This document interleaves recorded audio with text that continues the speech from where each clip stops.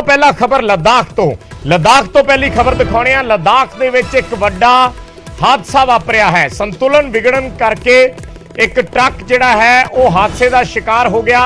7 ਜਵਾਨਾਂ ਦੀ ਮੌਤ ਹੋ ਗਈ ਔਰ 19 ਫੌਜੀ ਜਵਾਨ ਜ਼ਖਮੀ ਹੋਏ ਨੇ। लद्दाख ਦੇ ਵਿੱਚ ਵੱਡਾ ਹਾਦਸਾ, ਨਦੀ ਦੇ ਵਿੱਚ ਭਾਰਤੀ ਫੌਜੀਆਂ ਦੀ ਬੱਸ ਡਿੱਗੀ ਹੈ ਔਰ ਸੰਤੁਲਨ ਵਿਗੜਨ ਕਰਕੇ ਇਹ ਹਾਦਸਾ ਹੋਇਆ ਹੈ। 7 ਜਵਾਨਾਂ ਦੀ ਮੌਤ ਹੋਈ ਹੈ, 19 ਜਵਾਨ ਜ਼ਖਮੀ ਹੋਏ ਨੇ ਔਰ ਜ਼ਖਮੀਆਂ ਨੂੰ ਚੰਡੀਬੰਦਰ ਹਸਪਤਾਲ ਲਿਆਂਦਾ ਜਾ ਰਿਹਾ ਹੈ। लद्दाख ਦੇ ਤੁਰਤੁਕ ਇਲਾਕੇ ਦੇ ਵਿੱਚ ਇਹ ਵੱਡਾ ਹਾਦਸਾ ਵਾਪਰਿਆ ਹੈ। ਤਸਵੀਰਾਂ ਅਸੀਂ ਤੁਹਾਨੂੰ ਦਿਖਾ ਰਹੇ ਹਾਂ ਇਸ ਹਾਦਸੇ ਦੀਆਂ। ਤੁਰਤੁਕ ਇਲਾਕੇ ਦੇ ਵਿੱਚ ਇੱਕ ਫੌਜੀਆਂ ਦੀ ਬੱਸ ਗਿਰੀ ਹੈ ਜਿਹਦੇ 'ਚ 7 ਜਵਾਨਾਂ ਦੀ ਮੌਤ ਹੋ ਗਈ। ਸੰਤੁਲਨ ਵਿਗੜ ਗਿਆ। ਸੰਤੁਲਨ ਵਿਗੜਨ ਕਰਕੇ ਇਹ ਬੱਸ ਡੂੰਗੀ ਖਾਈ 'ਚ ਜਾ ਡਿੱਗੀ, ਡੂੰਗੀ ਖੱਡ 'ਚ ਜਾ ਡਿੱਗੀ। 7 ਫੌਜੀਆਂ ਦੀ 7 ਜਵਾਨਾਂ ਦੀ ਮੌਤ ਹੋ ਗਈ ਔਰ 19 ਜਵਾਨ ਜਿਹੜੇ ਨੇ ਉਹ ਜ਼ਖਮੀ ਹੋਏ ਨੇ। ਇਸ ਵੇਲੇ ਦੀ ਵੱਡੀ ਖਬਰ, ਤੇਜਿੰਦਰ ਸਿੰਘ ਸੋਢੀ ਸਾਡੇ ਸਹਿਯੋਗੀ लद्दाख ਤੋਂ ਜੁੜੇ ਨੇ। ਤੇਜਿੰਦਰ ਜੀ, ਕਿਸ ਤਰੀਕੇ ਨਾਲ ਹਾਦਸਾ ਵਾਪਰਿਆ, ਕੀ ਹੁਣ ਤੱਕ ਦੀਆਂ ਕੀ ਕੈਜੁਅਲਿਟੀਜ਼ ਨੇ, ਕੀ ਰਾਹਤ ਕਾਰਜ ਚੱਲ ਰਹੇ ਨੇ, ਪੂਰੀ ਜਾਣਕਾਰੀ ਚਾਹਾਂਗੇ ਸਾਂਝੀ ਕਰੋ। ਦੇਖੋ ਜੀ, ਸਵੇਰੇ 9 ਵਜੇ ਦੀ ਘਟਨਾ ਹੈਗੀ ਜਦੋਂ ਫੌਜ ਦੀ ਗੱਡੀਆਂ ਦਾ ਕਾਫਿਲਾ ਜਿਹੜਾ ਹੈਗਾ ਇਹ ਪ੍ਰਤਾਪਪੁਰ ਤੋਂ ਜਿਹੜੀ लद्दाख ਵਿੱਚ ਫਾਰਵਰਡ ਲੋਕੇਸ਼ਨ ਹੈ ਉਧਰੋਂ ਸਬ ਸੈਕਟਰ ਹਨੀਫ ਦੀ ਤਰਫ ਜਾ ਰਿਹਾ ਸੀਗਾ।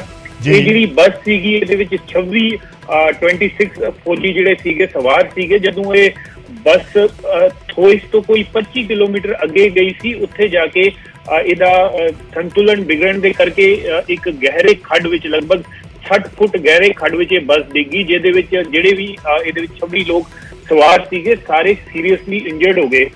ਫੌਜ ਨੇ ਉਸੇ ਵਕਤ ਰਾਹਤ ਕਾਰਵਾਈ ਸ਼ੁਰੂ ਕੀਤੀ, ਸਾਰਿਆਂ ਜਿਹੜੇ ਇੰਜਰਡ ਸੀਗੇ ਉੱਥੋਂ ਕੱਢਿਆ। ਬਟ ਬਦਕਿਸਮਤੀ ਦੀ ਗੱਲ ਇਹ ਹੈ ਕਿ 7 ਫੌਜੀ ਜਿਹੜੇ ਸੀਗੇ ਉਸੇ ਵਕਤ ਉਹਨਾਂ ਦੀ ਆਪਣੇ ਉਹ ਪ੍ਰਾਣ ਤਿਆਗ ਗਏ ਸੀ। 19 ਫੌਜੀ ਜਿਹੜੇ ਹੈਗੇ ਉਹ ਇੰਜਰਡ ਹੈਗੇ ਤੇ ਫੌਜ ਦਾ ਇਹ ਕਹਿਣਾ ਹੈਗਾ ਕਿ ਉਹਨਾਂ 19 ਵਿੱਚੋਂ ਵੀ ਕਈਆਂ ਦੇ ਹਾਲਤ ਜਿਹੜੇ ਹੈਗੇ ਕਾਫੀ ਗੰਭੀਰ ਹੈਗੇ ਤੇ ਹੋ ਸਕਦਾ ਹੈ ਕਿ ਕੁਝ ਹੋਰ ਲੋਕ ਵੀ ਸ਼ਾਇਦ ਨਾ ਬਚ ਪਾਉਣ ਤੇ ਜਿਹੜੀ ਮ੍ਰਿਤਕਾਂ ਦੀ ਸੰਖਿਆ ਹੈ ਉਹ बढ़न ਦੇ ਚਾਂਸਸ ਹੈਗੇ। ਏਅਰਫੋਰਸ ਦੇ ਚੌਪਰਸ ਨੂੰ ਵੀ ਹੈਲੀਕਾਪਟਰਸ ਦੀ ਸਰਵਿਸਿਜ਼ ਲੈ ਕੇ ਇਹਨਾਂ ਜਿਹੜੇ ਇੰਜਰਡ ਸੋਲਜਰਸ ਹੈਗੇ ਇਹਨਾਂ ਨੂੰ ਚੰਡੀਗੜ੍ਹ ਦੇ ਵੈਸਟਰਨ ਕਮਾਂਡ ਦੇ ਹਸਪੀਟਲ ਸ਼ਿਫਟ ਕੀਤਾ ਗਿਆ ਹੋਇਆ ਹੈ। AN-32 ਹੈਲੀਕਾਪਟਰ ਨੂੰ ਯੂਜ਼ ਕਰਕੇ ਉੱਥੇ ਸ਼ਿਫਟ ਕੀਤਾ ਹੋਇਆ ਤੇ ਉਹਨਾਂ ਦੀ ਟ੍ਰੀਟਮੈਂਟ ਚੱਲ ਰਹੀ ਹੈ ਤੇ 19 ਫੌਜੀ ਜਿਹੜੇ ਹੈਗੇ ਉਹਨਾਂ ਦੀ ਇਸ ਵਕਤ ਟ੍ਰੀਟਮੈਂਟ ਚੰਡੀਗੜ੍ਹ ਦੇ ਵੈਸਟਰਨ ਕਮਾਂਡ ਵਿੱਚ ਚੱਲ ਰਹੀ ਹੈ। ਹਾਲਾਂਕਿ ਦੁਖਦ ਖਬਰ ਇਹ ਹੈਗਾ ਕਿ 7 ਫੌਜੀ ਜਿਹੜੇ ਹੈਗੇ ਉਹ ਆਪਣੀ ਜਾਨ ਗਵਾ ਚੁੱਕੇ ਹਨ। ਇਹ ਈਸਟਰਨ लद्दाख ਦਾ ਸੈਕਟਰ ਹੈ, ਤੁਰਤੁਕ ਏਰੀਆ ਹੈਗਾ ਜਿਹੜਾ लद्दाख ਹਿੰਦੁਸਤਾਨ ਤੇ ਚਾਈਨਾ ਦੇ ਲਾਈਨ ਆਫ ਐਕਚੁਅਲ ਕੰਟਰੋਲ ਦੇ ਨੇੜੇ ਲੱਗਿਆ ਹੋਇਆ ਹੈ।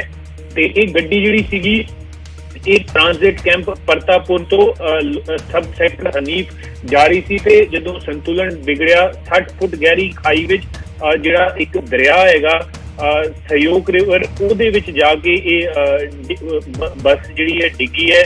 ਉਹਦੀ ਪਾਣੀ ਦੀ ਜਿਹੜੀ ਟੈਂਪਰੇਚਰ ਹੁੰਦਾ ਉਹ ਵੀ ਮਾਈਨਸ ਵਿੱਚ ਰਹਿੰਦਾ ਹੈ ਕਿਉਂਕਿ ਇਹ ਹਾਲਾਂਕਿ ਜਦੋਂ ਅਸੀਂ ਲੋਕ ਪਲੇਨ ਵਿੱਚ ਦੇਖਦੇ ਹਾਂ ਕਿ 40 ਡਿਗਰੀ ਦਾ ਟੈਂਪਰੇਚਰ ਕ੍ਰਾਸ ਹੋ ਗਿਆ, ਲੇਕਿਨ ਜਿਹੜੇ ਲਾਈਨ ਆਫ ਐਕਚੁਅਲ ਕੰਟਰੋਲ ਦੇ ਨਾਲ ਜਿਹੜੇ ਏਰੀਆ ਹੈਗੇ ਈਸਟਰਨ लद्दाख ਵਿੱਚ ਉੱਥੇ ਹਾਲੇ ਵੀ ਕਈ ਐਸੀ ਜਗ੍ਹਾ ਹੈਗੀਆਂ ਜਿੱਥੇ ਗਲੇਸ਼ੀਅਰ ਦਾ ਪਾਣੀ ਆਉਂਦਾ ਤੇ ਟੈਂਪਰੇਚਰ ਮਾਈਨਸ ਵਿੱਚ ਹੈਗਾ।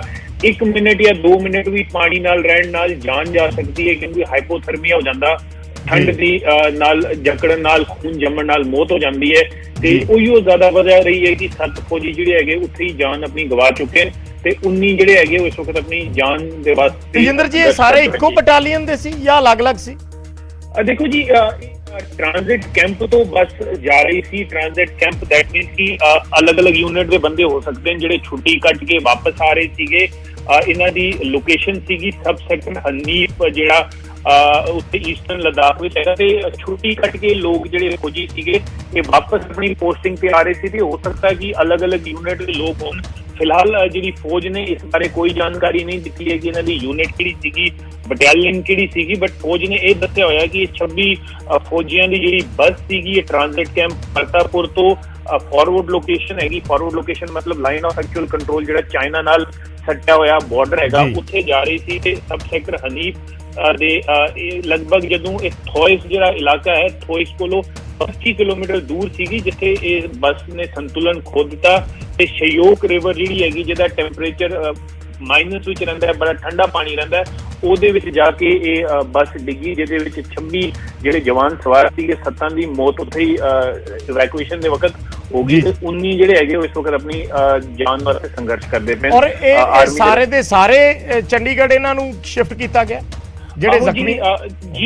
ਜਿਹੜੀ ਜਾਣਕਾਰੀ ਪਹਿਲੇ ਮਿਲੀ ਸੀਗੀ, ਫੌਜ ਨੇ ਕਿਹਾ ਸੀਗਾ ਕਿ ਇਹਨਾਂ ਜਿਹੜੇ ਸਾਰੇ 26 ਦੇ 24 ਜਿਹੜੇ ਸੀਗੇ ਉਹਨਾਂ ਨੂੰ 403 ਫੀਲਡ ਹਸਪੀਟਲ ਹੈ ਪ੍ਰਤਾਪਪੁਰ ਵਿੱਚ, ਉੱਥੇ ਸ਼ਿਫਟ ਕੀਤਾ ਗਿਆ ਸੀ। ਉਹਦੇ ਵਿੱਚੋਂ ਜਦੋਂ 26 ਵਿੱਚੋਂ 7 ਜਿਹੜੇ ਹੈਗੇ ਉਹ ਨਹੀਂ ਬਚਾ ਪਾਏ ਗਏ, ਜਿਹੜੇ ਬਾਕੀ 19 ਸੀਗੇ ਉਹਨਾਂ ਨੂੰ 에ਅਰਲਿਫਟ ਕਰਕੇ ਚੰਡੀ ਮੰਦਿਰ ਜਿਹੜਾ ਵੈਸਟਰਨ ਕਮਾਂਡ ਦਾ ਹੈੱਡਕੁਆਰਟਰ ਹੈਗਾ ਚੰਡੀਗੜ੍ਹ ਦੇ ਲਾਗੇ, ਉੱਥੇ ਇਹਨਾਂ ਨੂੰ ਸ਼ਿਫਟ ਕਰ ਲਿਆ ਗਿਆ ਹੈ ਤੇ ਉੱਥੇ ਆਰਮੀ ਦੇ ਜਿਹੜੇ ਬੇਸ ਹਸਪੀਟਲ ਹੈਗੇ ਉੱਥੇ ਇਹਨਾਂ ਦਾ ਇਲਾਜ ਚੱਲ ਰਿਹਾ ਹੈ। ਤੇ ਬਟ ਆਰਮੀ ਦਾ ਇਹ ਕਹਿਣਾ ਹੈ ਕਿ ਕਈਆਂ ਦੀ ਹਾਲਤ ਜਿਹੜੇ ਹੈਗੇ ਗੰਭੀਰ ਬਣੇ ਹੋਏ ਨੇ ਤੇ ਹੋ ਸਕਦਾ ਹੈ ਕਿ ਕੈਜੁਅਲਟੀ ਜਿਹੜੀ ਹੈਗੀ ਉਹ बढ़ सकती है।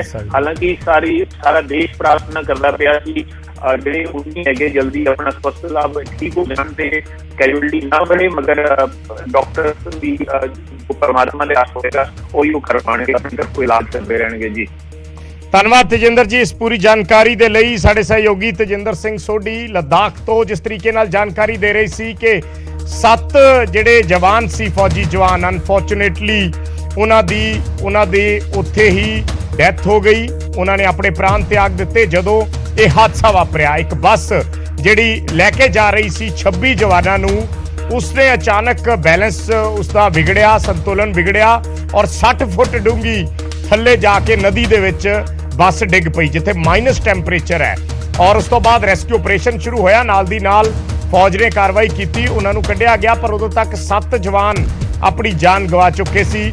ਬਾਕੀਆਂ ਨੂੰ ਚੰਡੀ ਮੰਦਿਰ ਜਿਹੜਾ ਹੈ ਉੱਥੇ ਕਮਾਂਡ ਹਸਪੀਟਲ ਉੱਥੇ ਸ਼ਿਫਟ ਕੀਤਾ ਗਿਆ, 에ਅਰਲਿਫਟ ਕੀਤਾ ਗਿਆ ਔਰ ਜਿਹੜੇ 19 ਫੌਜੀ ਨੇ 19 ਦਾ ਇਲਾਜ ਚੱਲ ਰਿਹਾ ਔਰ ਉਹਨਾਂ ਦੇ ਵਿੱਚੋਂ ਵੀ ਜਿਹੜੇ ਕਈ ਨੇ ਉਹ ਗੰਭੀਰ ਜ਼ਖਮੀ ਨੇ।